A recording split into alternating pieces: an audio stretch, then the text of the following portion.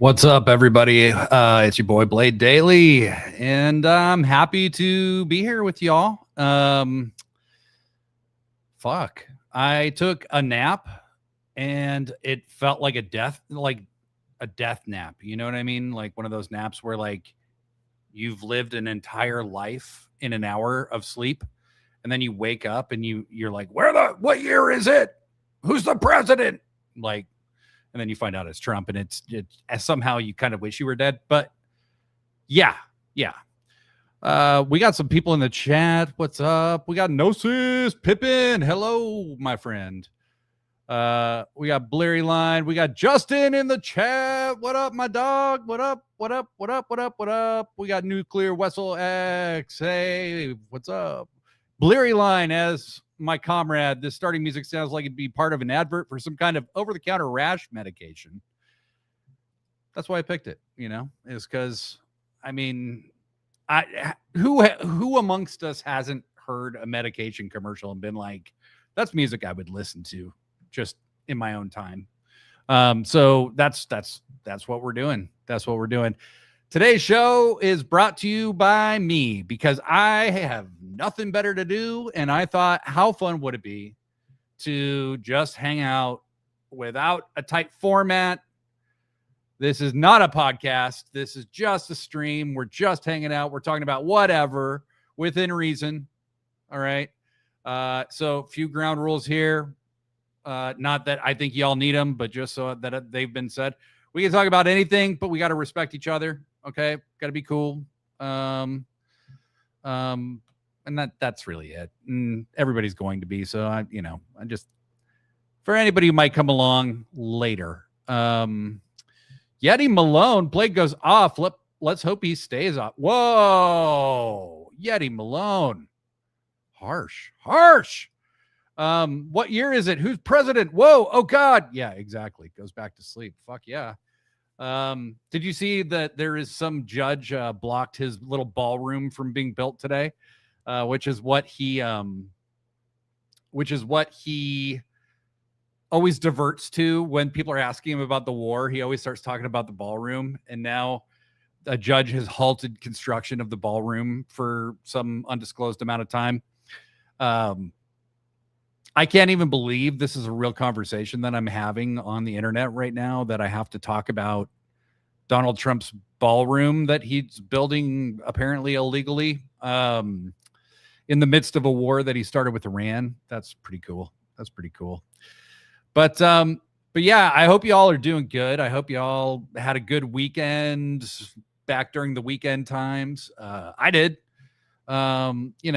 For those of you who are in the chat, I got laid off from my job last week, which is kind of a bummer. But in the midst of kind of panicking, I realized, you know what? I actually have some time. And whatever the financial inconvenience might be for a little bit, and I am okay and all that. But whatever the financial inconvenience might be, I'm actually cool with having that time back, And so something that I'm really going to be working on is just putting as much as I can into the show and cultivating as much as I can while I have the extra time. God only knows how long that'll last. And to just really making more of a YouTube channel, more of a presence for Sit Down, Shut Up, Mark Out. It's my baby. It's a labor of love. It's Joshi G's labor of love, and I want it to be all that it can be. So let's hope so. Let's see. Justin, I feel like AEW is amazing, but they've been really frustrating with promoting matches from people outside of the roster, i.e.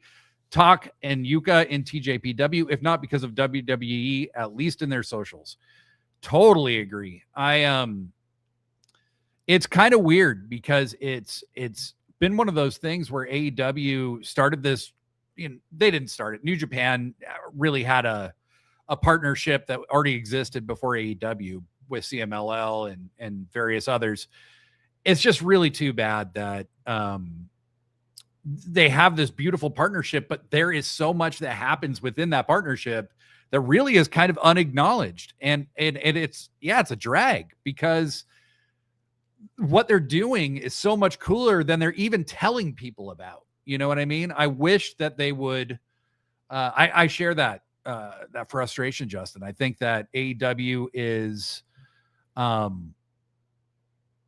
it's so cool to see an American company with the resources really break out and like do something totally different than what we're used to in American wrestling, and yet still pull up short from actually talking about it. Yeah. So, appreciate the share. And yes, we could talk about wrestling. I have some wrestling stuff I want to talk about. We're going to talk about wrestling. I'm here as long as you guys have stuff to say and want to be here. I'll be here. So there's no rush. Tell your friends to come join us if they have some time. Yeti Malone. So no balls. Slams phone. Breaks skateboard. Yes, Yeti Malone. I'm sure Donald Trump broke his skateboard this morning. Yeah. Thank you very much, Blurry Line. I will be just fine. I'm doing just fine.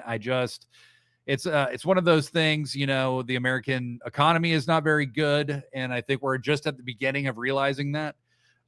We have a market that is, everybody defines the health of our economy through the stock market. And the stock market is so disconnected from how literally 95% of the American public lives that we talk ourselves into believing it's good, but it's not. Fuck you, mama, 2 times. What up? I quit my job 2 weeks ago and got a new job and started tomorrow making more money, and I got the weekends off now. Fuck yeah, that's great. Congratulations, friend. Congratulations. It's one of those things, sometimes there's just like a chapter, and you reach the end of the chapter. You just got to move on. You close that shit and get on your way.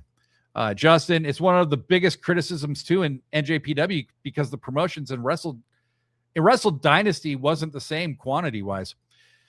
Yeah. I think that there is, for whatever reason, the way they spend their TV time, and I'm not sure if it's a WBD thing, but the way they spend their TV time, they don't often use it to promote the other promotions that they're partners with. And I know that they do a lot for their partners. They seem to feel that it's worth it, to engage with these people. Because I know, for instance, like when AEW sends people over for CMLL shows, those shows sell more tickets. So there's a lot of interest there. But it's weird. It is weird that AEW doesn't make a bigger deal about that stuff. I totally agree. Gnosis, yes. Happy Trans Day of Visibility of everyone. Fuck yeah. To my trans friends and fam, happy day. It is so cool that we are, as fucked up as this world is that we live in, there is so many people out there that have done so much to bring this stuff into the light. The struggle of being a trans person in America, particularly, especially with an administration that has zero qualms about literally calling trans people out as though they're not human, which is disgusting and terrible.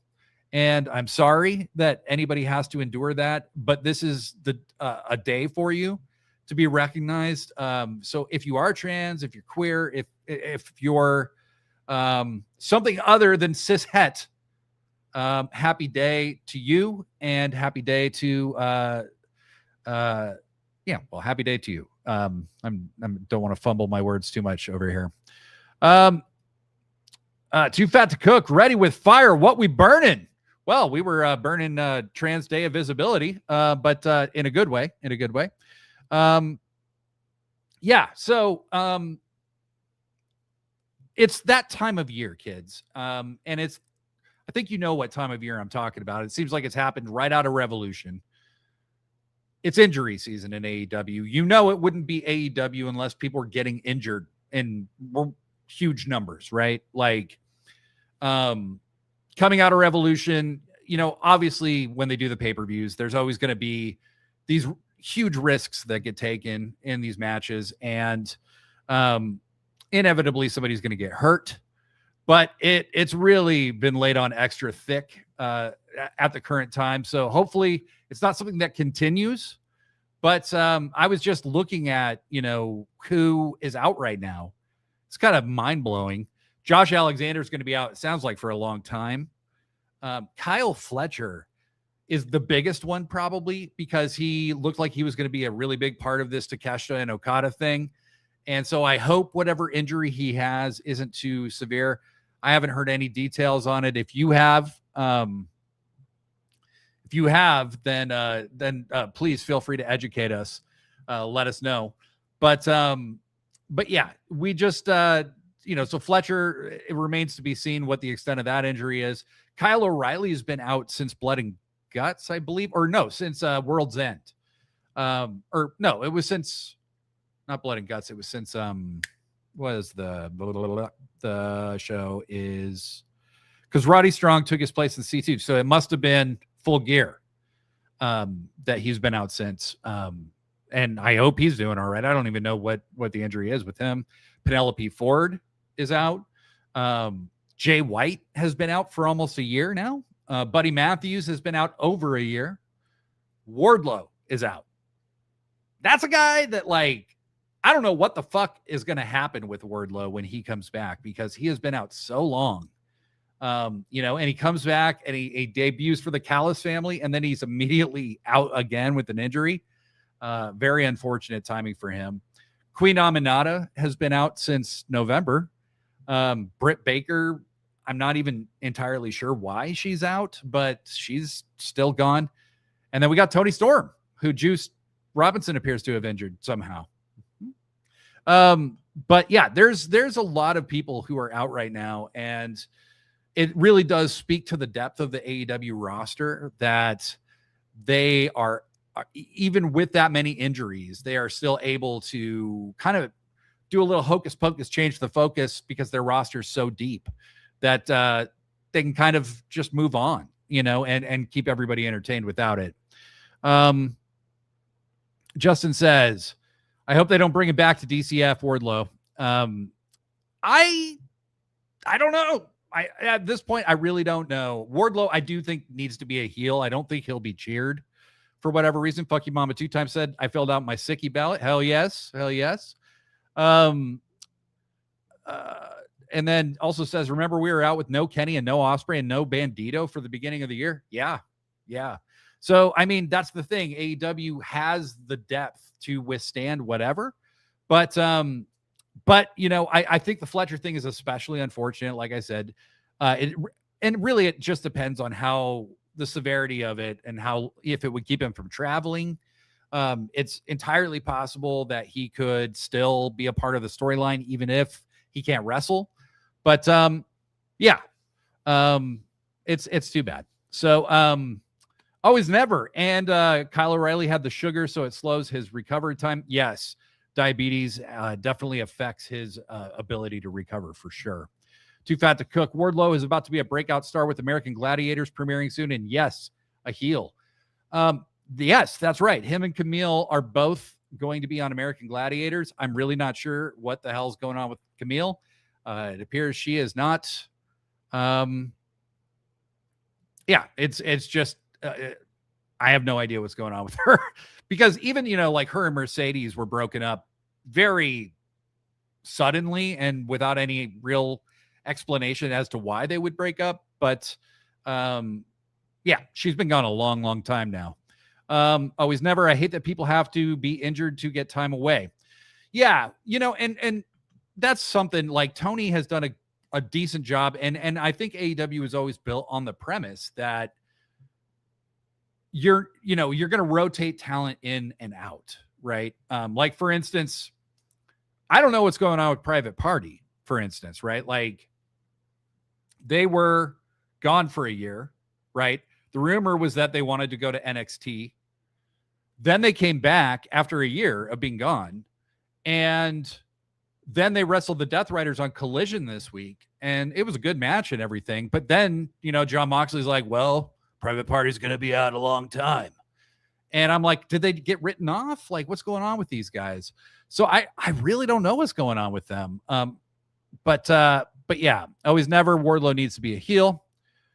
Bleary Line 7, I don't know if this is a hot take or not, but I'm kind of over Wardlow. Like, he definitely has talent, but he feels like a very early AEW character who doesn't feel like he's caught up to where AEW is now. I mean, how could he? How could he? He just hasn't been on the show. And so he's not a compelling character. I'm going to make a slight counterpoint to that, Blurry Line, which is I think Wardlow has been well served by a prolonged absence because he was just dead in the water as a babyface before he initially got hurt. As the TNT champion, this whole angle that they did with him, he was white hot there for a minute in this program with MJF, and then it just died a death, and from that point forward, Wardlow's been stop, go. They put him with Samoa Joe to do some work. And, he'd get some steam a little bit every now and then, but he never felt as hot as he was with MJF after that program, and, kind of got the short end of the stick. And, the other way of saying that is he couldn't pick the ball up and run with it. And, I think he has the ability, if he's put in the right role, to be compelling, but they haven't landed anywhere near that yet. So I think him being gone a long time is actually to his advantage because he needs a total restart.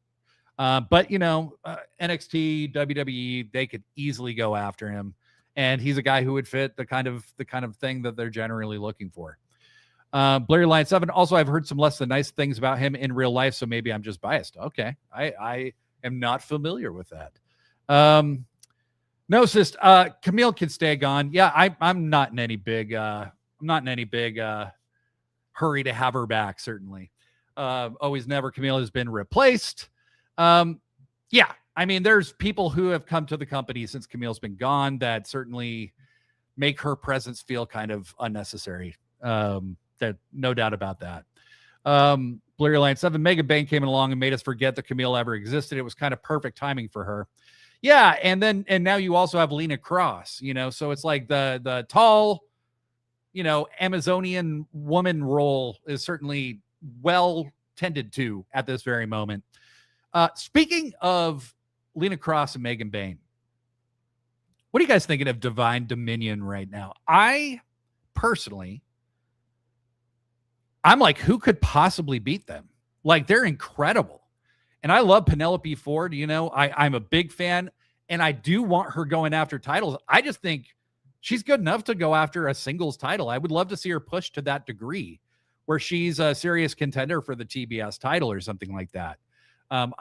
Or becomes the champion for a while. Like, I'd love to see her. She could take it off Willow with the right story, with the help maybe of Megan Bain and Lena Cross. But Divine Dominion, holy crap. I mean, I love those like dominant shit kicker heels. And I think they've been used pretty much perfectly so far. I'm very interested to see where they go from here, but goddamn, I mean, I am really, really loving that team. I think the women's tag division, honestly, is incredible and has been given a lot of love so far. Based on the WWE women's tag division, which I only saw for about a year before I stopped watching, it was introduced and then it was kind of relegated to the side. I don't even think that's necessarily because it's a women's thing. I mean, they don't care about tag teams in general. And it really doesn't seem like they even care about most of their secondary titles, male or female. And now I know they have the female equivalents of all the male secondary titles. And it just seems like they don't care about any of them, It's just weird. So I'm a big fan of the Divine Dominion. Blurry Line, TNT title Wardlow was definitely rough, but the entire TNT title scene was rough for that time. Agreed. It, when you think back to it, Hobbs winning it from Wardlow and then immediately losing it back to Wardlow, and Scorpio Sky having it for a while. Maybe one of the weirdest title reigns ever, Scorpio Sky, for a guy who got a custom belt. He held it for such a short time, but he held it twice. I don't think he's ever going to hold it again. But I'd almost like them to give it back to him just so he can have that custom Lakers belt come back for just a brief period of time. Lady Haas division is already stacked. Yes, it is, Blurry Line. I like them, but I feel absolutely rotten for Penelope. It felt like Lena kind of got the moment that Penelope had earned. No fault or shade on Lena at all, though. Totally. Yeah, I mean, and I think the uncomfortable truth for me anyway is that Lena, like, entertainment business just isn't fair, right? Like, it's just not fair at all. It's entirely based on things that are mostly out of people's control. But when you put Megan and Lena together versus Megan and Penelope, I think it's just a no-brainer decision, even if Penelope was healthy. And I would love to see Penelope challenge for the TBS title because I think she is absolutely good enough to hold it. And so maybe this is just a way to break up how they were going to do that. Because Lita Cross, you know, she's a good worker. Like, I can't say enough good things about her. She's been really impressive so far. But I think, yeah, with Lena and Megan being so dominant, I think it'd be really cool to see Penelope go out for the TBS title and maybe even win it for a while. By the way, another question for y'all. We saw the Babes of Wrath lose on Collision, and they kind of broke up in the sense that they agreed that they were going to focus on other things.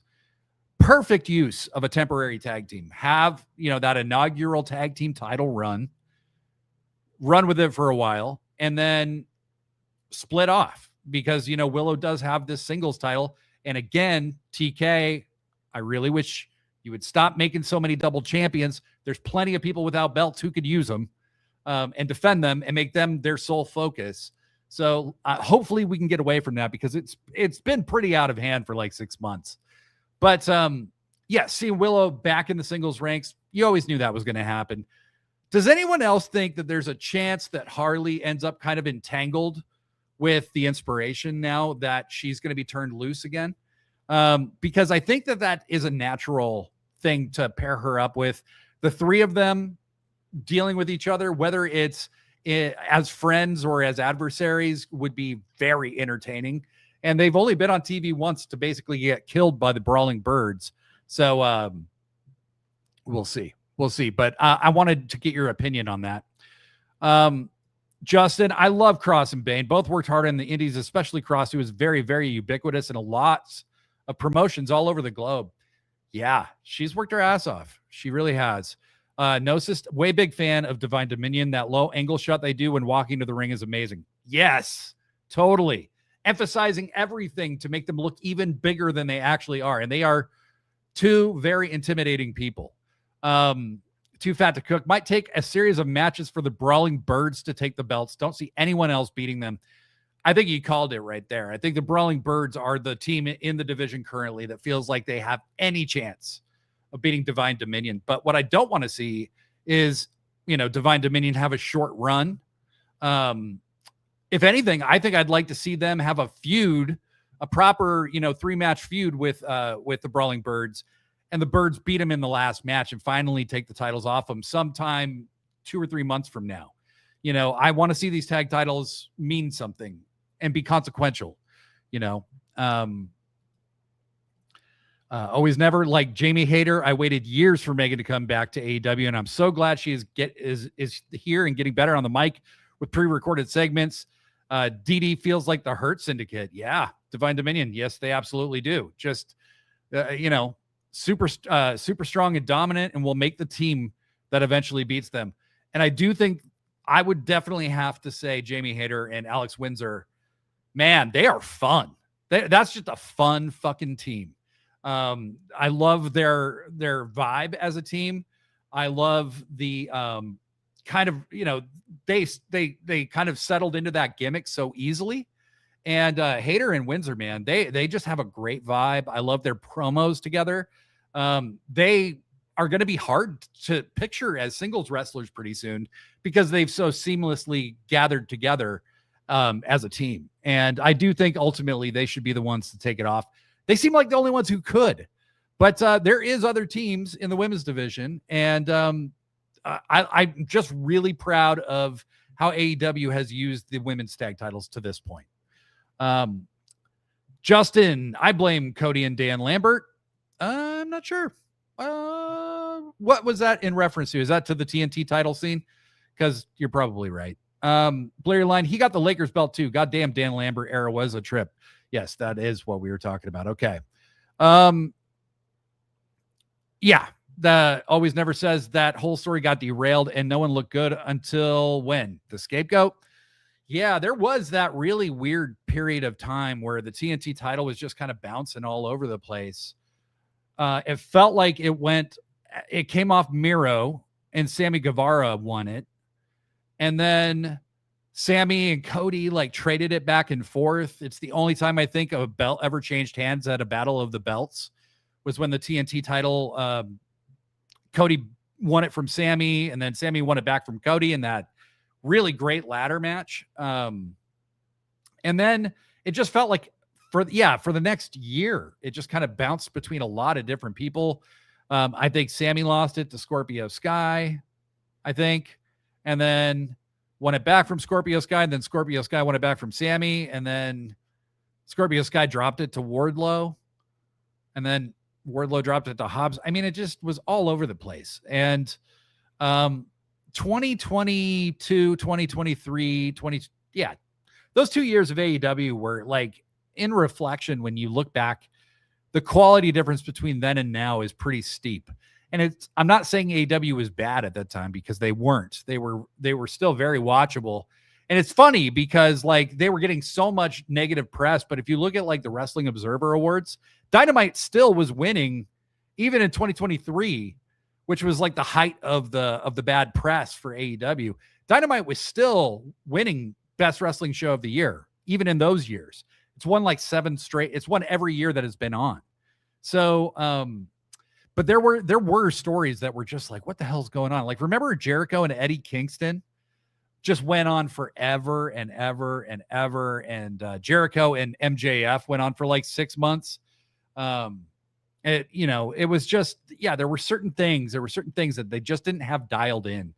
And 2022 feels like AEW really got thrown off balance by Cody leaving. Then later in the year, you have Brawl Out, and it's just a lot of scrambling going on. Blurry Line, I do miss Penelope and the Bunny as a team, and apparently Allie is wrestling again, so I wouldn't be opposed to that, nor would I. I would love to see the Bunny back in AEW if it's good for her, if it's good for their health. Devil Dinosaur, getting hurt twice is just a nice setup for a Penelope face turn down the road. Could be. She is a very likable person outside of the ring. So I have never even taken 1 minute of my life to imagine her as a baby face. And that's an interesting prospect. Gnosis, so sad to see them break up, but happy they parted as friends. Yeah, that's the thing. Like in WWE, the trope became that every tag team came together so that they could break up and have a feud. And in AEW, it's nice to see them not following that same trope. Bro Dito, same thing. Brody King was just saying in the media that you haven't seen the last of Bro Dito. I don't doubt it. They still kind of kept them somewhat linked to each other. And hopefully we'll both get them back on TV fairly soon. I read somewhere that Bandito might be having an external issue, like a visa thing or something like that. I'm not sure. But that may not be true, but I haven't seen him. So hopefully we'll get them back very soon. Player Line 7, Babe stayed exactly the length of their welcome and not a second longer. Really all worked well, helped Harley a lot. And that's the kind of team that you can bring back, somewhere down the line. There's that shared history that they can call back to and bring them back whenever it feels necessary to. If there's a hole in the tag division or something, they can put Willow and Harley back together if they're not doing something else, Too fat to cook. Hear me out. Don't boo me. Women's trios title. I could see it. I think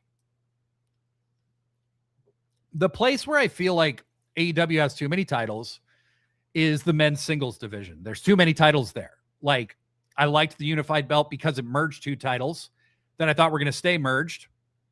And now with a national, international, TNT, national, international, TNT, there's the national, international, TNT, world, men's world. Is there one? There's 5, isn't there? What am I forgetting? Anyway, there's too many titles for the men. and not and the titles, at least until fairly recently, were like the way the women got on the show. You know, I think that's why Toni Storm, for instance, was women's champion so long, is because Tony wanted her on every show. And so he also wanted to give the women's title some TV time. So he just had it on Tony forever because ultimately he wanted her on the show every week because she's a huge draw. I don't know anything about the inspiration, but if it means more Harley on my TV, then I'm all for it. That's from Pippin. Totally agree, Pippin. I think Harley is a star at this point, and I don't think that you can keep her off the show too long. She's not somebody that needs to be on every episode, but more often than not, she should be on the show because she's just incredible. And yeah, Justin brings it up. I mean, Harley did sing their theme song. Also, I thought it was great. It was actually really interesting that they got brought in and immediately got squashed by the Brawling Birds.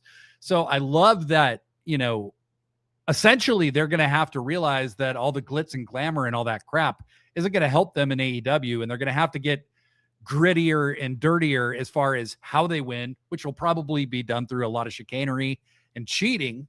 I doubt they'll be just made into a jobber tag team, but they'll be a firmly heel tag team is how I see them. And maybe they try to rope Harley into helping them cheat, you know? And Harley might be an unwilling accomplice, you know, or something like that. Yeah, there's all kinds of directions you could go with them, but just seeing the inspiration on AEW TV for a minute and seeing their promo, I was like, yeah, that's a good get. That's a good get. Blurry Line 7, I would like a story where Harley wants to join Inspiration, but they mean girls her, so she's constantly having skits of trying to impress them. I could see that. I could definitely see that. I could also see them trying to win her over to them, but they keep wrestling and losing, and then they start winning maybe through chicanery, and that's Harley tries to put some distance between her and them, and then it becomes kind of a thing, and maybe they turn on her, and she has to get another tag partner. Who knows? Speaking of the Hurt Syndicate, where are they? Great question. I know Bobby Lashley's cleared now. I know that he's not injured anymore. And Shelton Benjamin is healthy as far as I understand. They also did recently re-sign with AEW. They've extended their contract. So I know that they're in good standing. So, you know, Tony Khan's probably just waiting for the right time to bring them back. But yeah, Justin says Bobby's hurt, but I believe I didn't read the story, but I believe Bobby Lashley said he's healthy now. Yeah. And I think, you know, so yes, with that tag team division that they've built with the Brawling Birds, you know, looking like, because, you know, it was hard for me to think of Jamie Hayter not being in challenging for the women's world title because that feels like where she should be, you know, but honestly, the more you think about it and the more you see her with Windsor, it's like, fuck, no, I could like see them having a sustained run in that tag division and maybe Divine Dominion and Brawling Birds be the two anchor teams that kind of hold down that division and have maybe that first like legendary feud that really launches this division into orbit, you know? Yes. And Blurry Line brings up something that I think is absolutely should not be forgotten, except I have just lost where it was. Bane and Cross should lose their titles in the opening main card match of a pay-per-view. I think that's the perfect spot of getting a fresh crowd excited with a babyface win. Good point. Good point. That's not what I was looking for. Well, somewhere in here, Blurry Line was talking about the cutter from Sammy to Cody from the ladder. And that was an absolutely perfect wrestling move of that caliber. That match was absolutely fantastic. I don't like Cody Rhodes, okay?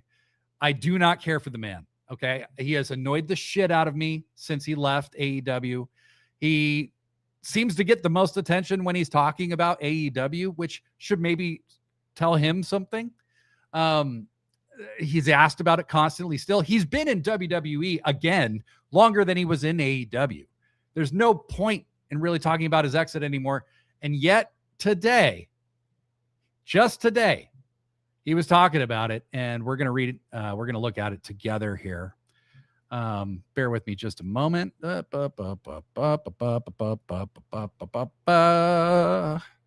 right. So, yes, Cody Rhodes. No one's been even close to guessing the reason for his AEW departure. Okay. That's all right. It's been 4 years since he left. It's been 4 years since he left. He left in 2022. The company didn't start till 2019. So he was there 3 years. He's been gone 4 years. They announced they're leaving in February of 2022. What I thought this was interesting. During a media tour in New York City, Cody made an appearance on The Breakfast Club, was asked about a previous comment he made where he credited his wife, Brandy, for making the selfless decision to not talk about why they left AEW. Cody believes that approach has helped both of them move forward, but fans inevitably create narratives when they do not know the reason for something. Our departure from when we left the company we were with and helped create, and that was AEW, it came down to her deciding to not talk about it, that departure. Like, we're not going to talk about it. We're moving on. Did bad stuff happen? Good stuff happened too. I'm not going to talk about it. And here he is talking about not talking about it. And one of the sad things about not talking about why we left and the departure, one of the difficult things was narratives get created, stories get told, podcasts happen. Fans literally think they know what happened when no one's been even close. And what I would say is the selfless part. She lives with that. She owns that. She respects not just here, but the place we left enough to, I'm not going to talk about that. And that made it so that they're good. They're out of here. That was very, very helpful for us. And again, good stuff happened there too. But that's what I mean by selfless, because she lives with that. Okay. What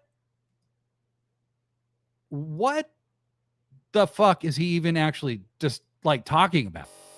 That sentence, none of those sentences seemed to make any sense in concert. That was just bizarre.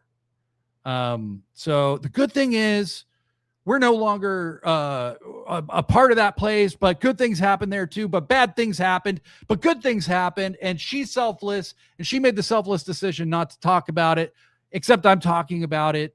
And I hint at it and allude to it all the fucking time. Good God. Jesus Christ. Guys, stop talking about Cody Rhodes and AEW.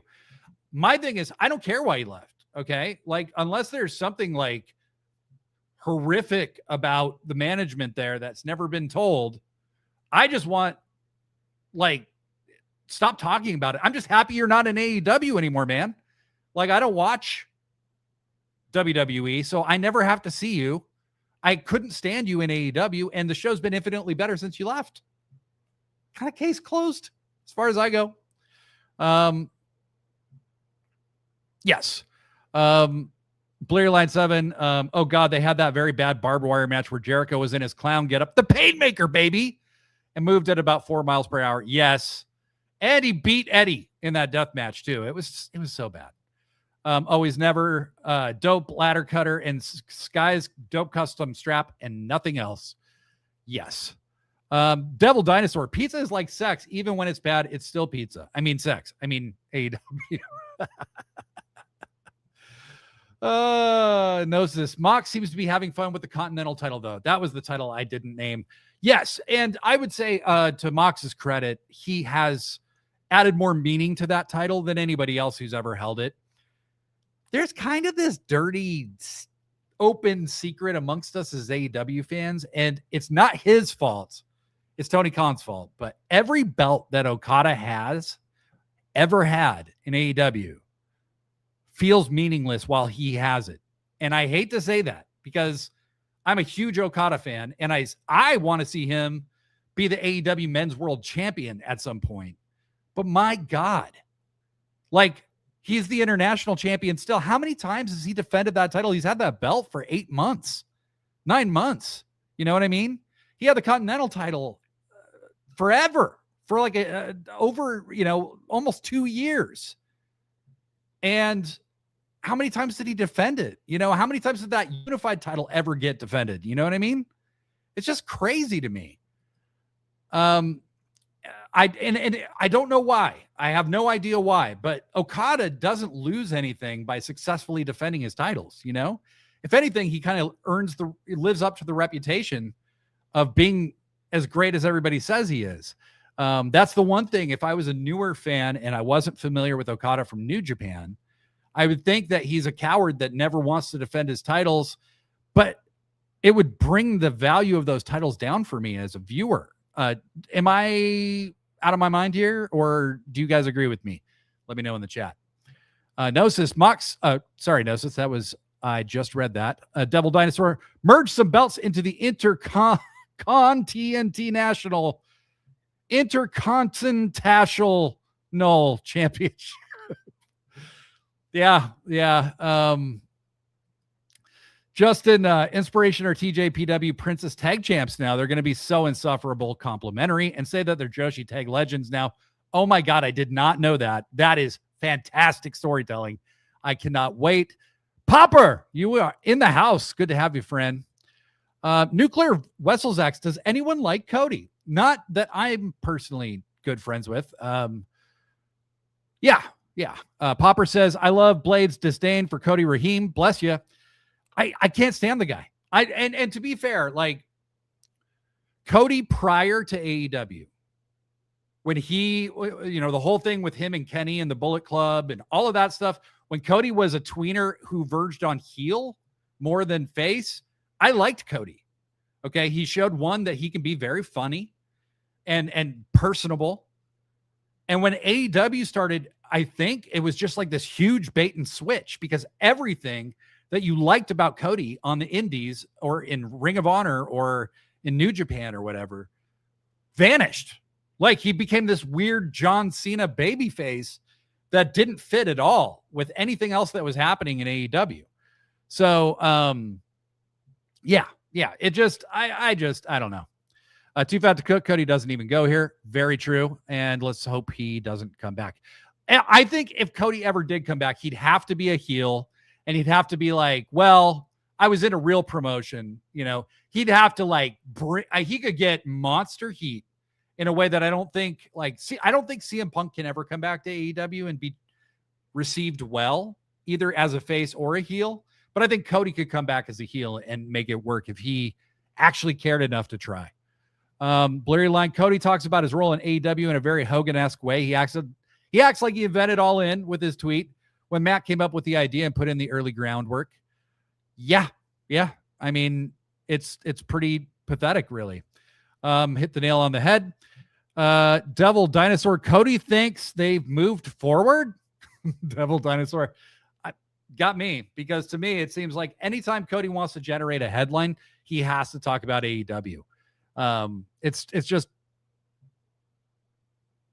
like, isn't WrestleMania coming up? You know what I mean? Like, isn't WrestleMania like in 2 weeks?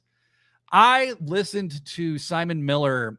So I listen to podcasts pretty much all day long. And I'm a big fan of listening to YouTube, as though just the audio on YouTube as I walk through my house and clean, or, despite whatever you see back here, I do clean this place. And Simon Miller's channel came up, Not What Culture, his own channel. And he was talking about Raw from last night. And I thought, what the fuck? Let's see what they're doing for WrestleMania. What is going on in this company? They got 2 weeks till this show, and it sounds like most of the card is just being announced now.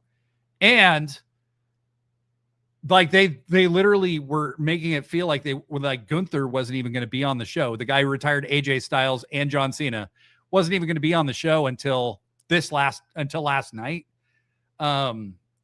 And Cody and Randy, apparently the crowd is cheering for Randy Orton to beat Cody, and the WWE fans are starting to boo Cody. It's just like, I don't know. Gnosis, this is my thing. Is he trying to insinuate some Me Too shit? I really hope not. I don't like the vagary of the vagueness of kind of what he's always alluding to, something bad that happened. And I don't know what his agenda is in doing that, but what I have learned is that Cody is not in great command of the English language. And so I don't know if he actually knows what he's trying to do. But what I've realized is he's really not as smart as I thought he was when he left. He's proven himself to be kind of a numbskull. So, Cody, if you ever hear this, man, I don't know you personally. I know, a lot of people who know you personally do vouch for your character or whatever. I know you played you've done some really good things for people and stuff, but dude, your WWE kind of like banner waving at all times, dude, just stop talking about AEW so much. Nobody cares. Like, the real ones stayed and made the company better than it ever was while you were there. So if you can't deal with the fact that the company doesn't miss you and never really did, and that the show immediately improved without you on it, I mean, that's kind of tough shit. Always never, bruh. I really don't like Cody anymore. He's so horrible with his political speak. Maybe Cena can give him pointers. I got to say, though, John Cena. I got to say, though, Cena does this like therapy talk thing where he thinks he's going to talk over everybody's head all the time with these kind of platitudes that he dresses up in this like weird therapy language. And it's like, John, just talk like a normal person, man. Just, and yes, Cody, if you're moving on, just move on, bro. But like, I mean, even CM Punk doesn't really talk about AEW anymore, but like, and it's not to his advantage too, because every time he has, they've humiliated him. I was talking with Kayfabe K a while back about, he had just gone on the, what's that dude's name? He talks about MMA, and him and Tony were feuding for a while. The can't remember the guy's name. Anyway, he had gone on his show and talked about Jack Perry and that whole fight that they had got into. And then the next week they ran that footage and everybody was like, that was a huge mistake. I honestly don't think so. I think it just showed that CM Punk is not a reliable narrator, and Punk really hasn't said shit about them since then, because it put the lie to everything he said in that interview. It just made him look like shit. Ariel Hawani. Thank you guys. Thank you. Too Fat to Cook says, Cody's brother isn't that bright too. You're telling me, friend. Dustin. Jesus Christ. And I saw Dustin's back on Threads. I did clown on his, I'm not MAGA, I'm a libertarian thing. But Jesus Christ, dude. It's like, talk about squandering all your goodwill and with no effort at all. Like, just what an imbecile. Just bad shit. And a quick change of topic. I have a rule, and when things are hyped to me outside of the wrestling sphere, like if you say this guy is going to be the shit, I will go watch it right away. But when I hear people just going on and on and on about a band, about an album, about a movie, about a TV show, Game of Thrones, I've still never watched any of it, and I'm not bragging. I'm just like, things get built up so much to where I inevitably end up being kind of disappointed because they're a little overhyped. I did not see the movie Sinners until last night. Good God. That was not overhyped. That was an incredible movie. Holy shit. I really regret not seeing that in the theater. I really should have. Michael B. Jordan, incredible. The entire cast is incredible. I feel like we live in this world where so little new and original thought gets put out there into creative stuff. Like record labels and studios and people like that seem like they're always just kind of working. They're like making movies from a spreadsheet and probabilities and kind of, just kind of recreating things that have already been successful or things that already have precedent. And this movie just kind of throws all of that out the window. And if you haven't seen it, I highly recommend it. If you have seen it, what did you think of it? I want to know what you guys thought, because holy shit, that movie blew my mind. I'll wait to say too much more because I think that you guys might have some interesting thoughts to share with me on that. Popper says Sinners is amazing. Yeah. Popper says, yeah, because there's something very wrong with John Cena, but we don't got to go into it. Yeah. I think there is something kind of wrong with John Cena. Blair Line says Cena does the same thing as Cody. I do think Cody definitely looks up to Cena a lot and incorporates a lot of his pseudo-wise language. Yeah, like whoever's writing John Cena's like social media posts, where he's always like sharing some kind of quasi philosophical thing that could just as well be like John Cena just sharing a family recipe or something. Cause like I start reading it and then I'm like, why am I reading this? This is just trash. This means nothing. Gnosis, pathological demand avoidance. Ooh, what is that? Pathological demand avoidance. Is that a therapy thing? Oh, we're going to find out, team. We're going to find out. Let's see. Nope, not that. No. Damn it, you guys. I closed something that I wanted to keep open. Okay. So we're going to open this, and we are going to look up what is pathological demand avoidance. Pippin bringing some education into the chat today. Often termed a pervasive drive for autonomy, is a behavioral profile primarily within the autism spectrum, characterized by an extreme anxiety-driven resistance to everyday demands and expectations. Interesting. Okay. So I'm not sure exactly what that's in reference to, but yeah, no, that's interesting. I was not familiar with that phrase. So see, caring is sharing. We're all learning a little bit together today, and I'm enjoying it. Yeti Malone, John Cena is kind of cringe. Peacemaker is hilarious. Agreed on both counts. I started watching Peacemaker when I was coming home from from Cleveland, when I went on my little vacation to the Rock and Roll Hall of Fame and to the Baseball Hall of Fame last year. And yeah, it was great. Cena social media broetry is the worst. Yes, Justin. It is absolutely horrible. This man thinks he is a genius, and it comes through in every single one of those posts. This guy is like, God, I'm smart. God, I am like, he feels like, because I think Jim Carrey is kind of insufferable too, because I think he's a bit of a fraud in this, like, I'm always on this upper level of consciousness.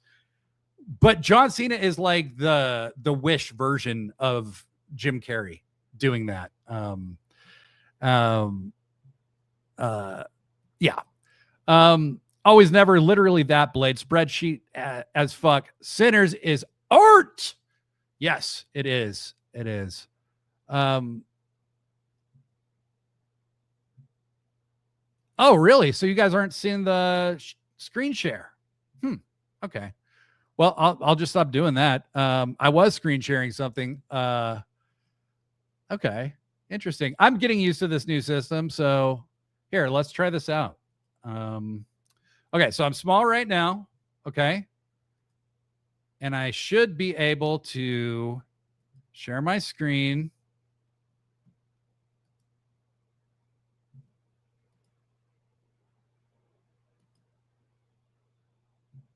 Okay. And it says I am sharing my screen right now. Do you guys see anything? Because, yeah, I don't see anything either. But I thought that was maybe just a function of me not knowing what I'm doing. And instead, it's just me not knowing how to share shit on this program. Okay. Well, we will get to that eventually. I will figure that out in the off time. Thank you all for making me aware of that. I'll just stop making myself small and whatever. Yes. Pathological demand avoidance was in reference to you not wanting to watch things that are hyped to you. Oh, that makes so much sense. That makes so much sense. And I've never been diagnosed as being autistic or anything, but there are so many spectrum-ish kind of features that I definitely feel very deeply in my bones. I have been diagnosed ADHD, but yeah, no, that could very well be true. That could very well be true. Okay. The Cody bashing. I'm loving this Cody bashing. Thank you all for joining in with me. On the podcast, I don't like to do that too much because I do want to try and keep it focused on the things we like, because I think there's a lack of that. But on streams like this, let's fucking go for it. Fuck this guy, you know? Okay. Okay. All right. Always never exactly blurry line. Cody thinks he's intelligent as fuck and is profound. The denial gimmick was great. I'll give him that. Yeah. Blurry line 7. John Cena is amazing in a comedic context because he's such a strange and huge human being that any situation he tries to paint him as a regular man is funny. That is true. That is true. And I will say, I think seeing John Cena do his impression of a normal human being is actually very funny because he can act like kind of a normal human being who has real struggles, who has normal struggles anyway, in a convincing way. It's just weird because when you see him outside of that context in a real interview, especially when somebody asks him about like Vince McMahon, you're like, this dude is a weirdo. He is a weirdo, and I don't care what he thinks about anything. He's got that 90s Arnold, I'm a regular American named Hank who sells mattresses and no one ever questions his accent or muzzles. Yes. Okay. Popper, let's just admire Yoko's bum. Why not? Why not? I mean, it was quite a bum. It was quite a bum. Yes, thank you, Blurry Line. That's not Yokozuna. That's just a sumo guy, you know, just because Sud Sumo is the abbreviation for this show. It's always funny when you explain a joke. It makes it funnier. Yeah? Yeah? Question for y'all. What is your comfort album? Like, what album do you listen to when you can't decide on anything? So you're like, fuck, I'll just listen to this.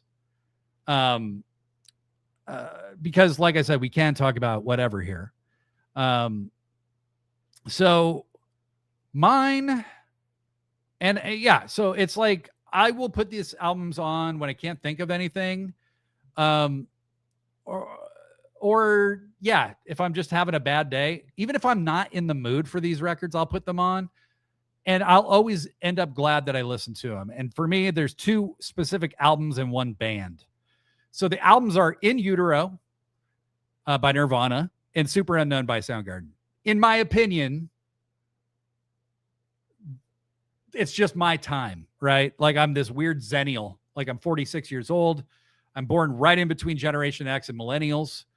And I was too young to really actually partake in all the fun Gen X stuff, and too old to have anything truly in common with all the other millennials. I have some things in common and a lot of things not in common. Like I didn't watch the Power Rangers. I was even a little too old for like Teenage Mutant Ninja Turtles and shit. But In Utero and Super Unknown are like records that I can listen to over and over and over again. I think they're both masterpieces. I also love OK Computer by Radiohead a lot. As far as best albums of the 90s, those are my three that I would put up there. Except OK Computer, I think I burnt myself out on as a stoner. I just listened to it too many times. And I'm in a 20-year hiatus on that record. But yeah. Okay, so let's see what you guys say. Yes, Blurry Line, exactly. He's a sumo sitting down for sit down SUMO. Sit down sumo. That's correct. Devil Dinosaur T-Rex Electric Warrior. I love that record. Love that record. Oh my God, T-Rex rules. Justin says A Tribe Called Quest beats Rhymes in Life. Very good stuff. Very good stuff. Blurry Line 7, I have a bunch of them, but I listen to Dirt by Alice in Chains every year when I make Christmas dinner. That is a very interesting album to listen to for Christmas dinner. I just got that record on vinyl, actually. So Alice in Chains, in my opinion, is one of the most, Layne Staley particularly, is one of the most plagiarized singers of the last 30 or 40 years, right? Like I would say like Rihanna, Layne Staley, several other people. They are just they're copied by so many people. Their style was bitten off by so many people that it kind of burned me out on Alice in Chains, where like I couldn't, like, you know, there's certain things like Rooster, like that just got overplayed, you know, no, regardless of Layne Staley being copied.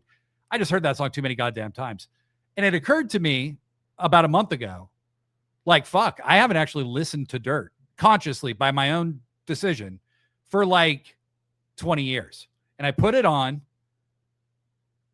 and it's still so fucking good. Alice in Chains was a weird band, man. Like They're like a metal band with mamas and papas harmonies, the mamas and papas. And I'm in the middle of 2 different audiobooks right now. One is a biography on Gorilla Monsoon that's actually really good. And the other is a book about Alice in Chains. And Jerry Cantrell went to, was in choir. And so he learned all these really interesting ways to harmonize. And he's really the brains behind all that stuff. But anyway, I listened to Dirt, and Rain When I Die is still my track. I love that song. Oh, my God. But yes, Dirt by Alice in Chains every year for Christmas. The Blairy line, that's an interesting choice. But I say that with all due reverence and respect. Fuck Your Mama 2 times. Kendrick Lamar, To Pimp a Butterfly, or anything Thundercat. Hell yeah. Hell yes. I think Kendrick Lamar is without question the absolute greatest pop star in the world currently. I know like the guy basically ended Drake. And I know there's a lot of people who love that stuff. Personally, I'm more into Kendrick's personal explorations than that stuff, even though, yes, all due respect, he did crush Drake, and I don't like Drake. So that was great. But I know, To Pimp a Butterfly is a masterpiece. Thundercat is such a revelation as far as people just tuned in to this completely other side of music that gets very little mainstream exposure. And Thundercat is somebody who's been able to successfully bring that into the limelight. So yeah, absolutely. Justin, R.I.P. Chris Cornell. So yes. Chris Cornell was, when I was an aspiring musician, Kurt Cobain and Chris Cornell were my guiding lights. I wrote a bunch of songs imagining Chris Cornell singing them. And I pushed myself to sing stuff that I didn't think I could because of Chris Cornell. And it made me a better singer ultimately. The guy was so much more than just a great singer, though. His chord progressions are so bizarre.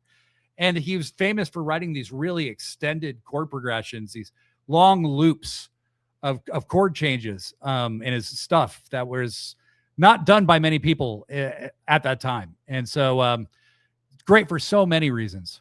Too Fat to Cook, Foo Fighters, Color and the Shape. I would definitely agree that's the best Foo Fighters record. I think Everlong is Dave Grohl's masterpiece. And it's one of the best singles of the 90s, I would say, very much.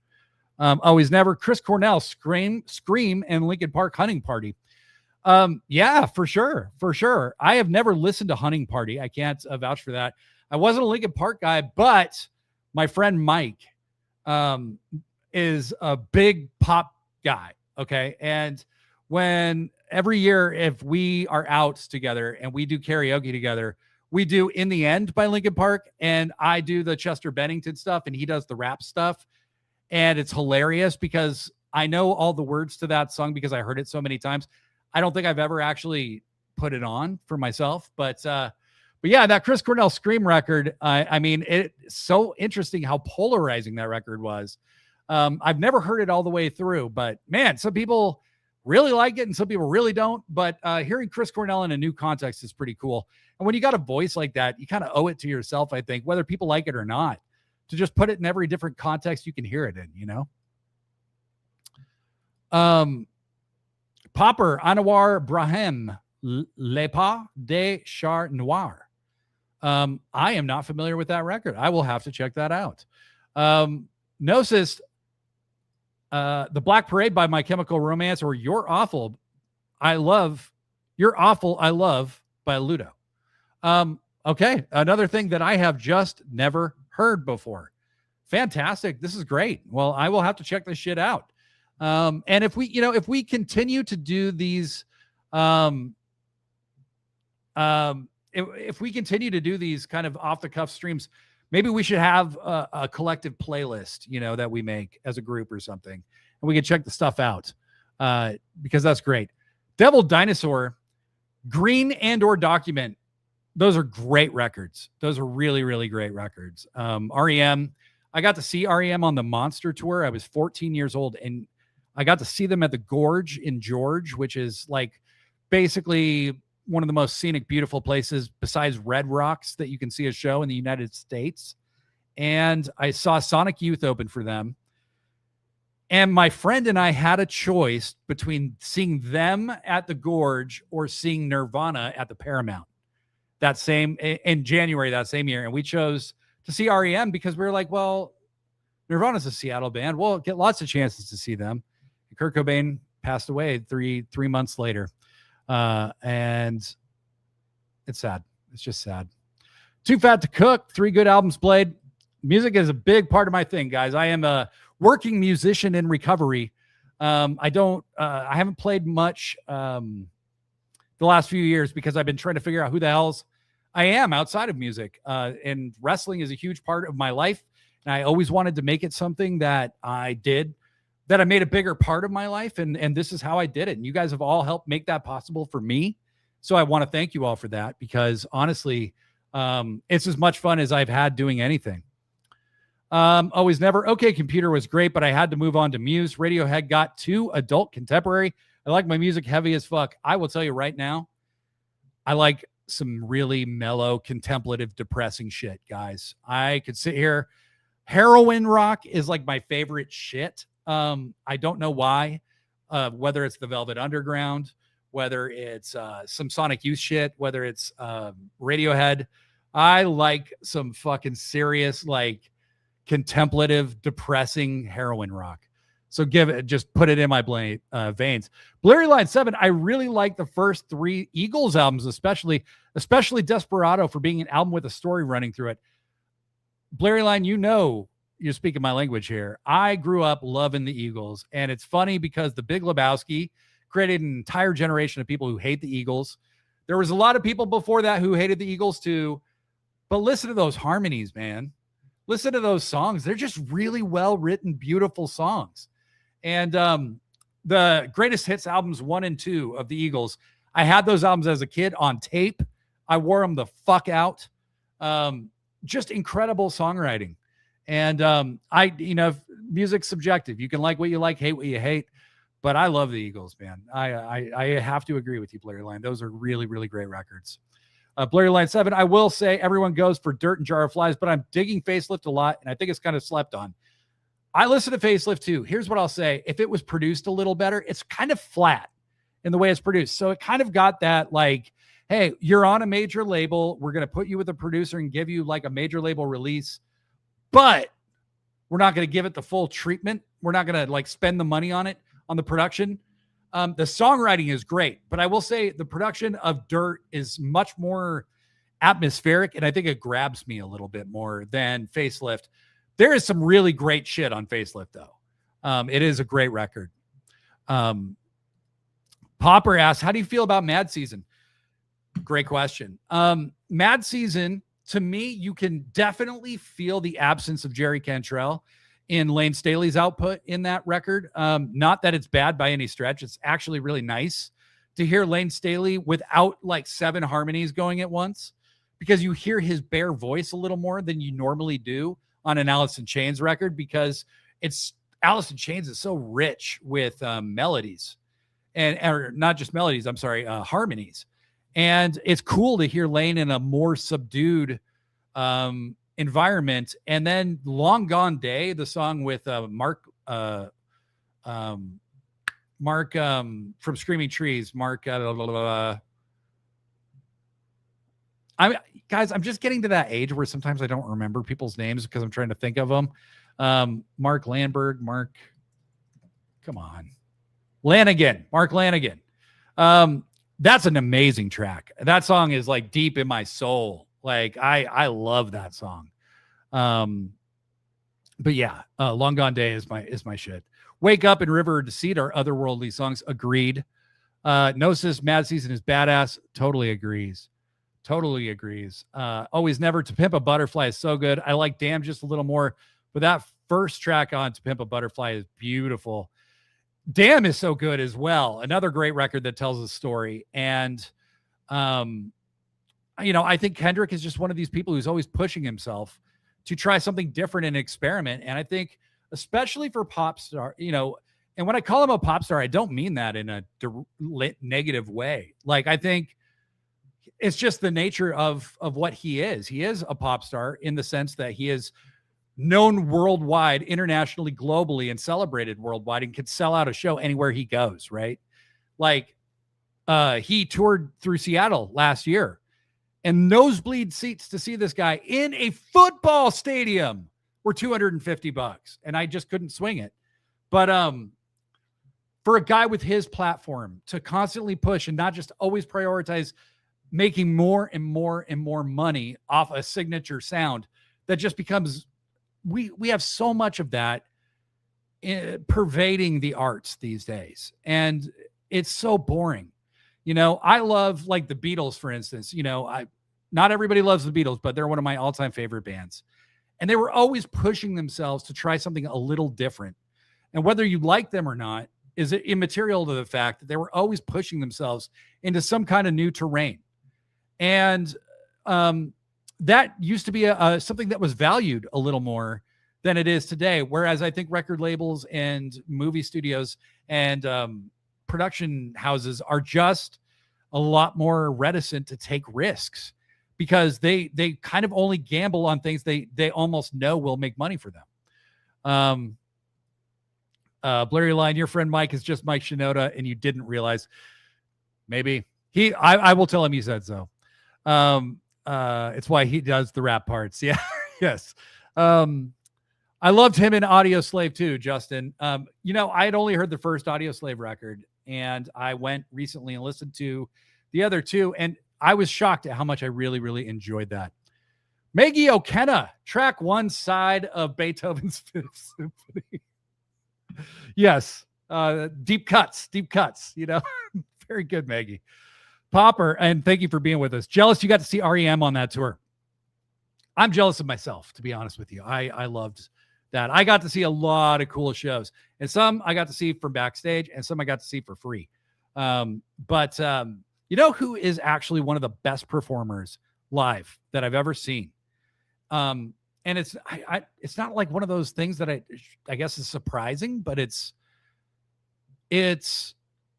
still not who I would have picked out of a lineup, you know, is PJ Harvey. I saw her on the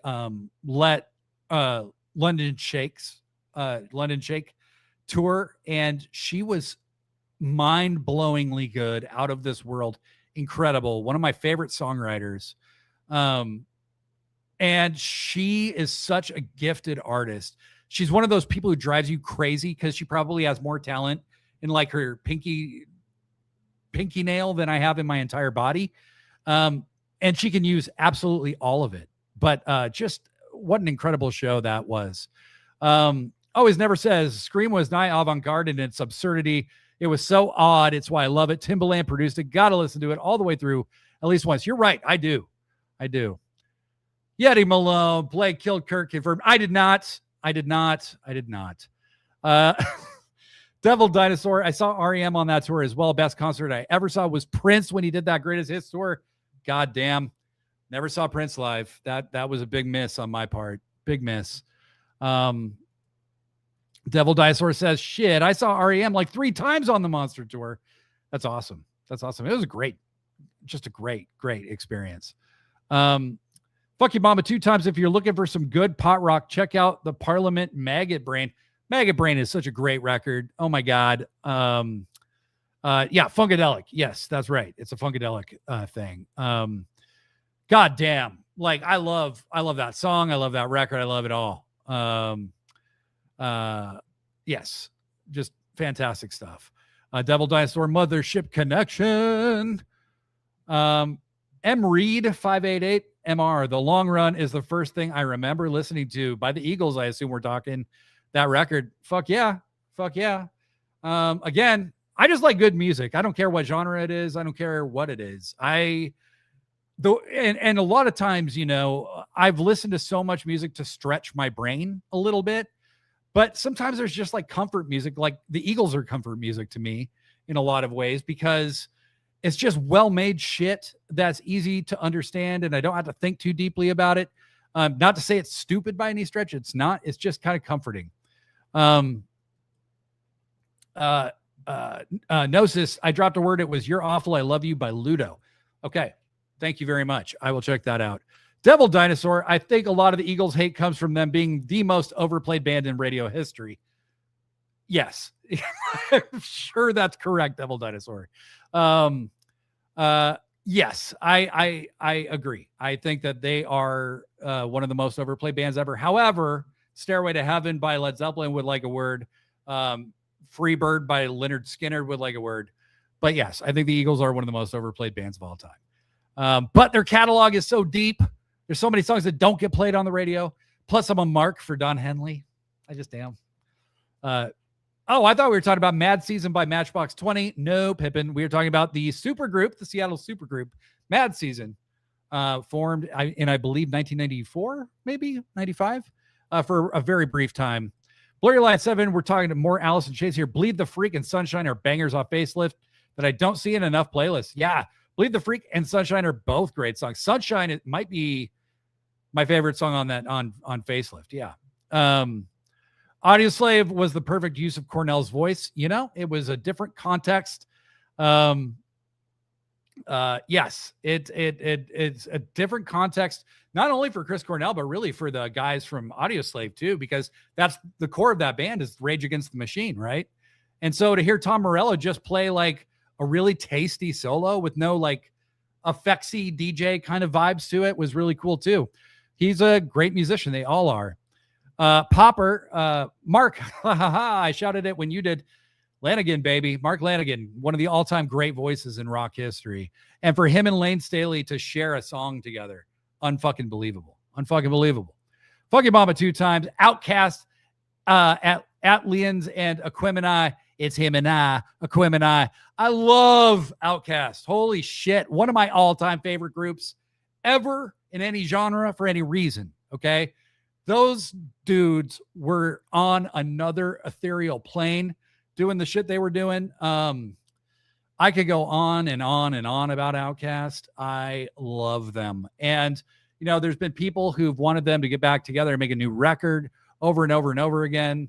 And I'm just like, guys, but they had a perfect run. They didn't make any bad stuff. They were never at a low ebb. You know, no matter what era of Outkast is your favorite, they're all good. They're all so good. I mean, Jesus Christ, they're good. The Eagles Live 86 album is a constant player for me. Also, Take It to the Limit is better live than the studio. They were just such a good live band. There's not a bad note on that album.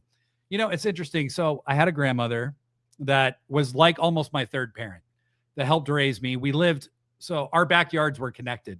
So I could literally like run over to her house and just hang out whenever I wanted to. And my grandma kind of had this habit of saying things to me that maybe weren't the most appropriate things to say to kids my age. And one of them was, so my grandma smoked a lot. And when she talked, she had a voice, very emphysema voice. And she would say to me, I want you to remember, in case anybody forgets, the song I want played at my funeral is Take It to the Limit. And we would listen to that song in the car, you know, and she'd be like, just remember, this is the song I want played at my funeral. And so my entire life, I carried that with me. And when she did pass, I said, okay, we're going to play Take It to the Limit. I was the last person to spend any time with her while she was alive. And I swore to her that I would have that song played at her funeral. And I thought that I was, you know, the one that was entrusted with this knowledge. And it turns out she had told my mom and my uncle completely different songs the year before she died and said nothing about Take It to the Limit. It wasn't played at her funeral, but that song always had a really special meaning to me. Randy Meisner going with the crazy super high falsetto on that song. Those guys just kind of do everything, you know? Blurry Line. Also, I just find it funny they named it 86 despite it being released in 1980 because they knew they were 86ing the band before actually announcing it. I was wondering about that. Yeah, that's really interesting. Popper is basically mandatory Detroiters like one Eagles song if your dad is of a certain age. Oh, boy. I can't tell you why. Yeah, baby. Yeah. That song is so smooth. It is so smooth. I can't tell you why. Ugh, good stuff. No, says you better say Weird Al best live performance I've ever been to. I've actually never seen Weird Al live. but I am a fan of quite a bit of his work. Another comfort album is Fleetwood Mac's White Album. Obviously, Rumors is the one, but I love Stevie on the White Album. It was a closer sound to Buckingham Nicks. Is that Tusk that we're talking about? Blurry Line? Always Never. The brain stretching is so fun. I want it all. Yes. So an album that I really stretched my brain with was by the Raincoats, and it's called Neverwhere. Something like that. The Raincoats. Shit. It's because I'm on a live stream. I'm really not this forgetful. Only sleeps at night.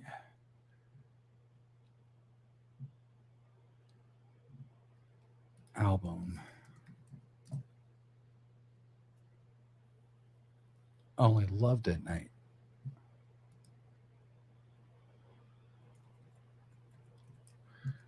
It's this record. It's super lo-fi. It's off a record called Outta Shape. And it's such a weird record. It's just weird. Very experimental, relentlessly, ruthlessly experimental. But I love it so much. Like it. And they were playing instruments like they didn't know how to play so that they could create something truly different. And they did.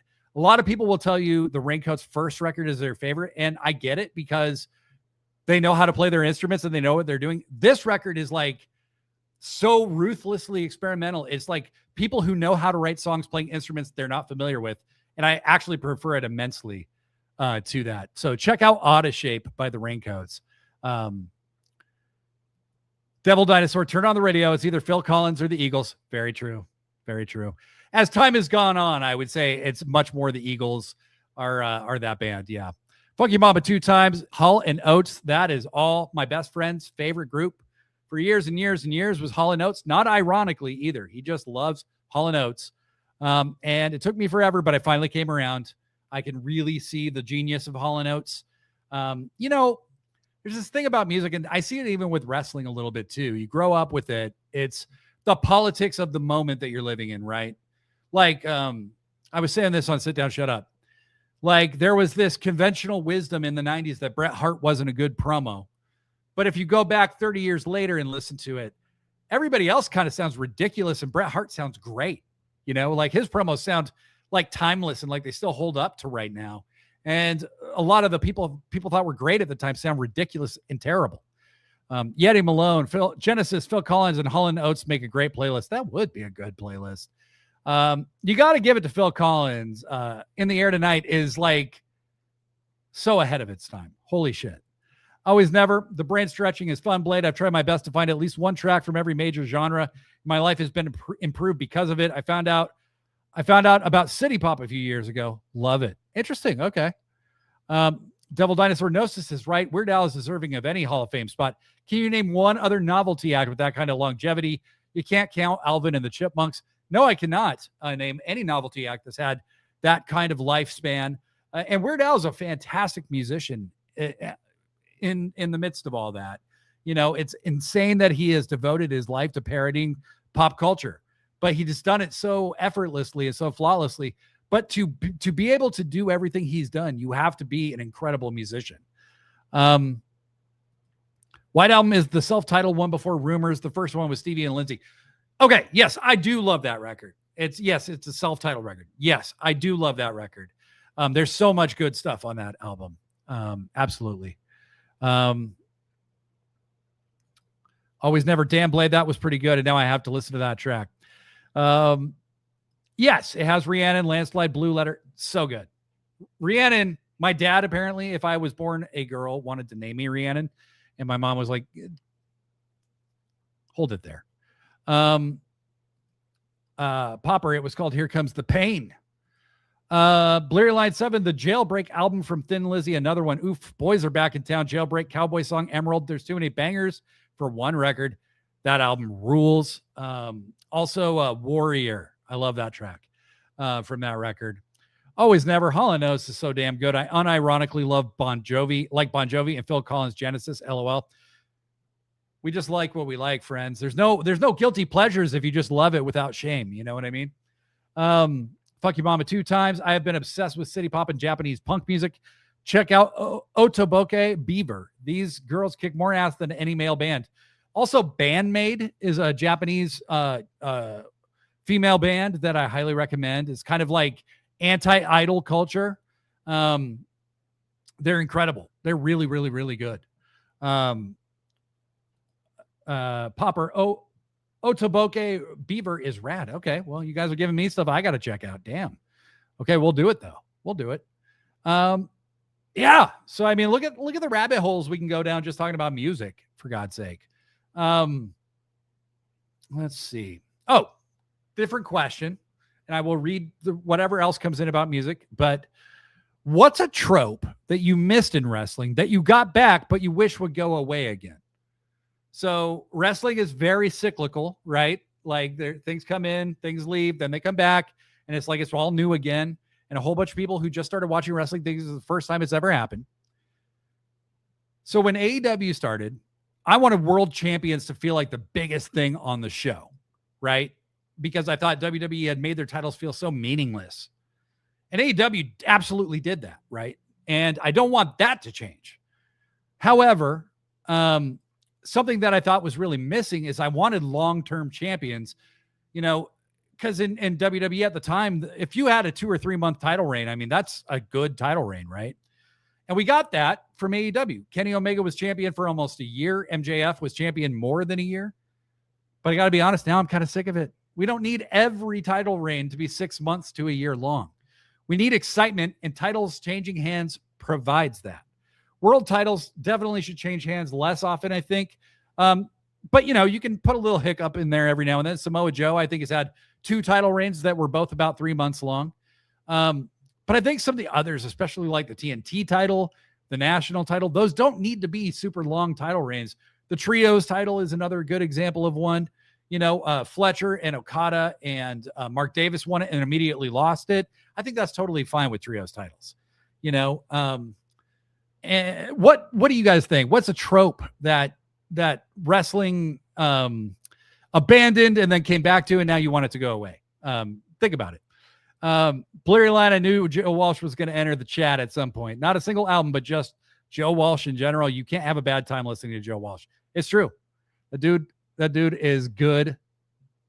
He's just a good time, Too Fat to Cook, just taking notes here. Yeah, exactly.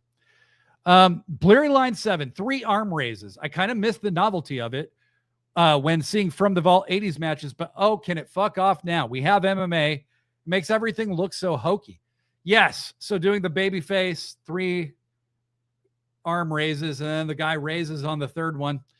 If your arm falls, you're unconscious. That's why they would do an arm raise to begin with. Okay. So yes, now that we've had MMA and we've seen real fights, doing 3 arm raises is kind of ridiculous, So great point. I hadn't thought of that one, but that's true. Fuck Your Mama 2 times. I hate the last second get in the ring spot. Me too. Oh my God. They have overdone this so much. And as much as I love AEW and as much as I love New Japan, I blame them. They're the worst offenders. Okay. I feel like the indie that kind of got popular on the indies, where, gets to 9 and the guy's on the floor and then he jumps up and jumps back in the ring. But my God, we've seen so much of that. There's a time and a place. I thought during the Hangman MJF Texas Death Match, Hangman did a few of those that were really, really good. But aside from that, we really don't need that in every fucking match. And we don't need that on every show. It kind of makes it all meaningless, It just makes it meaningless to be on your tummy on the ground at 9 and then in the ring by 10. Because we all know that's more than 1 second, right? Yep. Too Fat to Cook says, I took such a long hiatus from wrestling. Everything is new to me. Hey, you know what? I am a big advocate for a break. If you are feeling fatigued of wrestling, take a break. It's totally fine. Like wrestling I don't think it's possible to be into it all the time forever. I've known very few people who've been able to do that. And I took a like a 7-year break from wrestling. And when I came back, I loved it even more than I ever had before. If anything, I was more in touch with what I loved about it. Gnosis Pippin says the what chant, that thing could just die in a fucking fire. I never need to hear the what chant ever again. It's not funny. It's not cute. I think it's very disrespectful. And there is just a certain cadence when you're trying to give the audience a chance to participate in your promo. You're not looking for a what chant, but there's a certain cadence wrestlers talk at that you can easily put a what chant into. And fans doing that, come on now. It's been 25 years. You guys it doesn't make you look cool or the wrestler look bad. It makes you look like an asshole who sucks and is trying to hijack a show. And I wish the crowd would just kick your ass. You know what I mean? Like, I feel like everybody should have the right to just turn around and kick whoever's saying what's ass. Like, it's just a deterrent for the rest of the audience. You know what I mean? Devil Dinosaur, Blurry Line is right. You can't have a bad time listening to Joe Walsh unless you had to bop your way back to Coney Island all night. Blurry Line 7, Heel Authority. I think a lot of us fantasy booked something too akin to what if the Elite took over AEW and then we got it and it wasn't good and any heels run the show thing can go over. I think with the EVP thing, it had such an unsatisfying ending. And then when the Bucks disappeared, it felt so unceremonious. Like Jack Perry just disappeared for like a year and came back as a babyface. Kind of for no reason, you know? The Bucks lost blood and guts, and then they just disappeared for a really long time. And then they came back and helped the Death Riders. And then they did great with the EVP thing for the brief time that they were doing that as, you know, the over-the-top EVP thing. And then they kind of ended that whole run on its own by losing their EVP status, right? But I agree. It was a very disappointing finish. It could have gone so many places. When they did the thing with Tony Khan, where they did the Meltzer driver to Tony Khan, that was like, oh my God, it was a very disappointing end to the way they did that story. I thought it was good at times, and then it really did kind of go to hell. Yeah, Devil Dinosaur, gotta agree. What chanters? That's a hobbyless behavior. Get a fucking life. Popper boos the what chant. If anyone starts doing it in their general vicinity, yes, fuck the what chant. I totally agree. Always never. The Fed ruined roll-up finishes for me. Why I liked Baron Corbin in 2019, 2020. I actually got to see his finisher win matches. Thank goodness AEW was right around the corner. Now, I'm not against a roll-up finish. Sometimes I don't think it should always be your finisher that wins a match. Like, because that makes it kind of predictable in its own way, right? But like, yeah, WWE did so much like, well, he only won because of this fluke roll-up finish that it kind of, I can see why that tainted it for people. I love a good small package victory. I love, even a roll-up finish. I love a scientific wrestling display if it's done well. It's weird when you go back and you watch like NWA wrestling or Jim Crockett from the 80s. Like half those matches, even with preliminary wrestlers, they'll end in a roll-up or a sunset flip or a whatever. And it's kind of interesting. It is interesting because you have a finisher, and if you can get it on the guy, that's cool. But if you have to win it some other way, if you have to win it with a small package or reverse a small package, that's how you win it, Yeah. Let's see. Fuck you, mama, 2 times. I think her ignorance to American wrestling made it easy for her to get through it with no issues. I'm not sure. Tekla didn't care and still smashed her promo to the what chant. That's correct. Yeah, she didn't give a fuck. It was clear she had no idea what any of that was about, and she just plowed right through those people. Tekla rules. She's so awesome. She's such a badass. I have one. The hooded man gimmick. Dear God, stop it. Agreed. Too fat to cook. Absolutely. Blurry Line 7, escaping the cage is a win condition. In my honest opinion, it should be a loss condition. I know it was effective for Bruno to choose to leave the cage, but like that was a very different time. Right. That was 1983, people. 1983. The cage should be a blow off. It shouldn't be the first match in a series. And it shouldn't I'm not a fan of having lots of cage matches. I saw a recent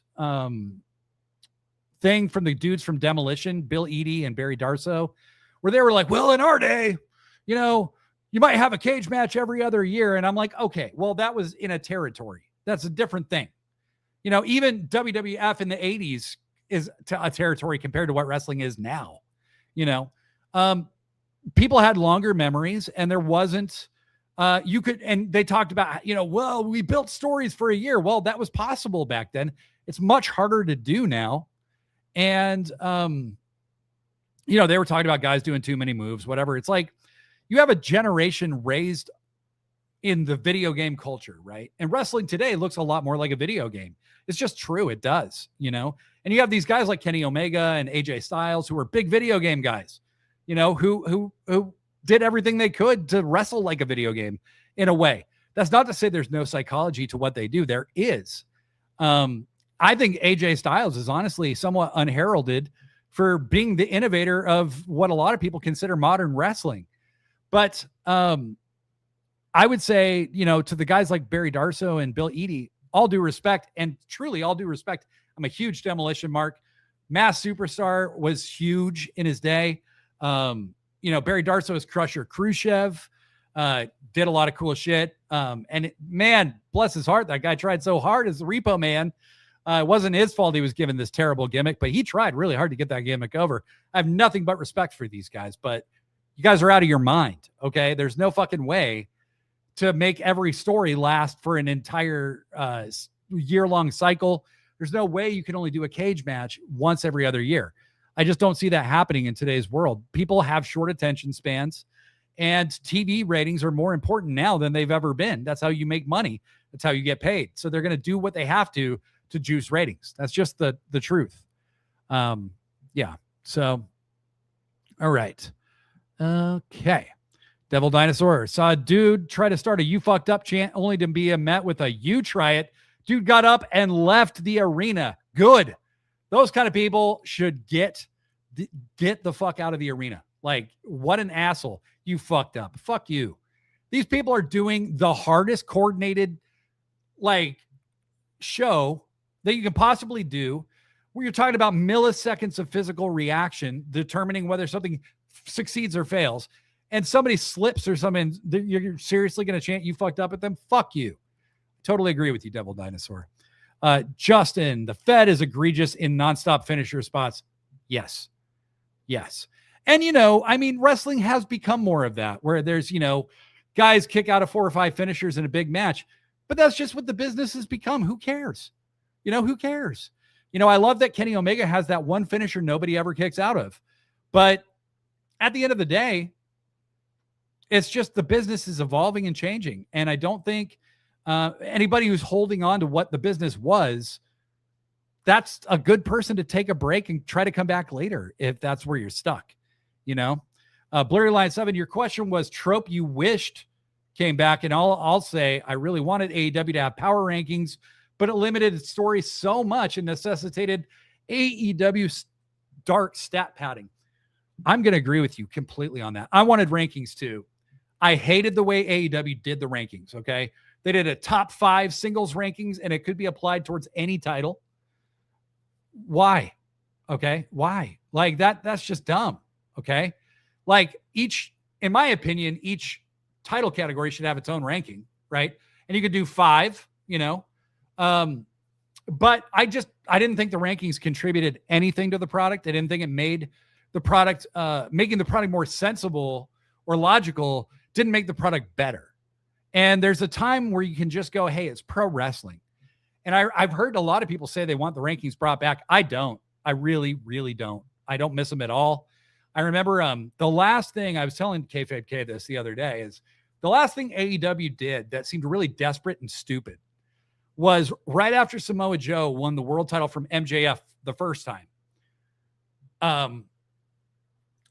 Tony brought the rankings back for 1 month and then they abandoned them all over again. What was that about? That was really, really dumb. Popper, I enjoyed that the culture of AEW from the announcers to the fans makes a big deal about moves and move sets. Completely agree. okay, this happens in online communities. It happens in cultures in general. Okay. We take a piece of conventional wisdom and then we take it to the extreme, to the point where it becomes too much and it gets used in a way that's incongruent with how you're applying it. So before AEW, there was a big platitude in the WWE people. Bruce Pritchard would say it. Vince Russo would say it. The belt's just a prop, bro. The belt is just a prop. Well, when you talk about it like that, yeah, it feels like a prop and it feels like it's meaningless. And the way you're using it definitely makes it feel like it's meaningless. The challenge in wrestling is how to take this thing that by all measure is somewhat of a prop, the title, and make it feel prestigious. Like the AEW title feels like the most prestigious title in the business because it's treated like it's a meaningful thing. And that goes for the men and women's titles, especially now. The New Japan heavyweight title for the longest time has felt like a very prestigious title. It looks like a very prestigious title. The WWE title looks like a caramello with a WWE logo on it. And it's, Roman had it forever or whatever. And then, but it's so rarely defended, and it's not treated like it means what it could mean. You know what I mean? And even if it's treated meaningfully for a while, ultimately they're going to revert to the mean, which is belts are props. Look at all of their secondary titles and look at their tag titles. They don't care about belts. So to me, when they say that the belt is just a prop, bro, it's like, no, you have been in the wrestling business too long and you need to get the fuck out of it, because titles should mean a lot in wrestling. In my opinion, otherwise, why do you even have titles? Why not just wrestle tournaments all the time? And the people who win the tournaments are the best or something. You know what I mean? Yeah. Blurry Line 7, undefeated streaks. Very few of them have any kind of satisfactory end. That is very true. Devil Dinosaur, I love rankings, but the truth is they kind of have to be worked, so it's tough to make it work. It's even tougher when every match you have is broadcast, right? So you're not padding this shit with any kind of like house show shit or any shenanigans. And so as Blurry Line pointed out, on Dark, you had a lot of stat padding. And you know what? I'm totally fine with stat padding. What I think AEW could do that they haven't done enough of maybe is celebrate historical landmarks. Like, for instance, who has the most wins ever in AEW? I don't know, but that would make it feel a lot more sports-like if they told you, wouldn't it? Like, who has the most wins? Who has the most losses? Who has, they don't, like, for instance, I think, is it Omega who's a Grand Slam champion where he's been the international tag world. He's a Triple Crown champion. Maybe he's the only one who's done that. But, they don't make enough of a big deal about that kind of stuff. And it's kind of surprising because the premise of AEW at the beginning was it would be a more sports-like presentation. I would love it if they celebrated more of the historical achievements. Who has the most tag team wins? Who has the most singles wins? Who's wrestled in the most Texas death matches? Probably Hangman. Who's won the most Texas death matches? Stuff like that. Like, it's kind of baffling to me that AEW doesn't utilize that history more, because there's really extensive history there now. Which woman has the most singles match victories? Is it Chris Statlander? I have a feeling it might be Chris or Tony, that kind of thing. Fuck you mama 2 times. I think Jack Perry has the most wins. Remember when Jack Perry was the first person to get 50 wins and everybody celebrated that and it was a big deal? I want to see more of that. That's where the inspiration came to me for that. Yeah, I just think, it's really a shame that there isn't more of that. And they could make such a big deal. The first person to 300 career wins should get some big ceremony. You know what I mean? And then they could have an all-time record that is the Babe Ruth home run record. And then somebody breaks that. And you know what I mean? Like, you could do so much with that kind of stuff instead of these worked undefeated streaks, as was said earlier. with the Goldberg thing or whatever, or the Jade Cargill thing. They just kept the belt on her forever to just run up this undefeated streak because they were waiting on Chris Statlander to come back and beat her because Tony had decided way ahead of time that Chris would be the one. And it took her forever to get back because she had a serious knee injury. And that's why Jade's streak was so long, but it was very boring, honestly.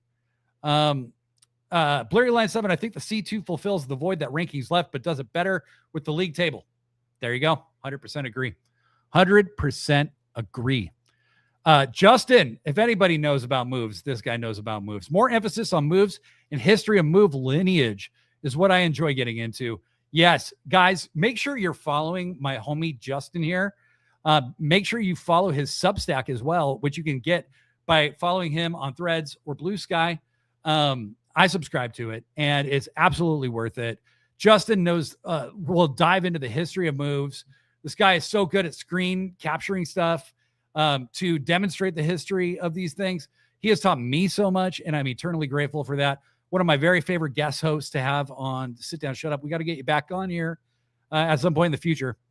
If you can't tell, my voice is going, folks. So I've got a little more time with you today, but this is done so much better than I ever would have imagined. I want to do more streams like this because I think this has been an overwhelming success. You guys in the chat have just been fantastic. I cannot express to you how grateful I am to have been able to do all this with you. Always Never, I liked the rankings, but when they brought them back, we realized why they were done away with. It's too restricting. Completely agree. Fuck you, Mama, 2 times. The way TK is booking the big belt, it's like he has the rankings in his head. Completely agree. Completely agree. I think that there's nobody that becomes a world title contender on either side of the gender spectrum that you think, like, why the fuck are they getting a shot at this? They don't deserve that. Blair Line 7, I wouldn't mind if the Continental title had rankings, but was the only title to have them since it's kind of a tournament-based title. Interesting idea. I like that. Always Never, they have done that in commentary on a show, but they need to make a bigger deal. Yeah, right? Like, just mention, like, everything AEW can do to really reference their history, because they have been around for 7 years now. At Double or Nothing this year, they'll have been around for 7 years officially. I was at that first Double or Nothing show. It feels like it has flown by. It's my biggest time of fandom in my late 30s, 40s than I ever had as a kid. I watch more wrestling today than I ever did when I was a kid, and I enjoy it more than I ever did, even as a kid. The magic of wrestling has been more evident to me through AEW and New Japan and Ring of Honor and occasionally Stardom and, many other things that I've been shown over the last 7 years or so. I've become a bigger student of the history of wrestling than I ever was before. I have an extensive library that I've acquired of wrestling from the 70s, from the 80s, that I will watch. I watch wrestling every day because I can watch any era of it that I want to. It's such a gift. No, sis, you're so right. We need women C2 this year. Yes, we do. I think that is so true.